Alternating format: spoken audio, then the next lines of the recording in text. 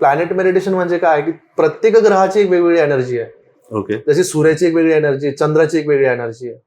तर सूर्याचं जे काम आहे ते सूर्य हा उग्र आहे, त्याच्यामध्ये एनर्जी भरपूर आहे. तर तुम्हाला ज्यावेळेस तुम्हाला वाटते की तुम्हाला काहीतरी शक्तीची गरज आहे किंवा तुम्हाला एनर्जीची गरज आहे, तुम्ही सूर्याचा विचार करून किंवा मग त्याच्यामध्ये नेण्याच्या काही प्रोसेस असतात.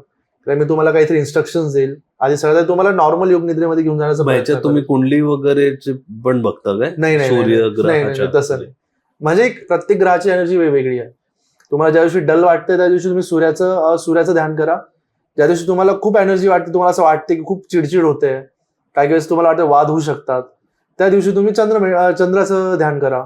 एनर्जी ध्यान करा म्हणजे इट इज अ मेडिटेशन. हा, तुम्ही त्याचा विचार करा, त्याला स्वतःमध्ये सामावून घेण्याचा प्रयत्न करा सूर्याला. हा, डोळे बंद केल्यानंतर तुम्हाला सूर्य जर का दिसत असेल तर तुम्ही त्याला फील करण्याचा प्रयत्न करा. त्याची जी एनर्जीज निघताय, त्याची जी हीट आपल्याला फील होते ती फील करण्याचा प्रयत्न करा. त्याचवेळी चंद्राचा थंडावा जो असतो त्या प्रकारे.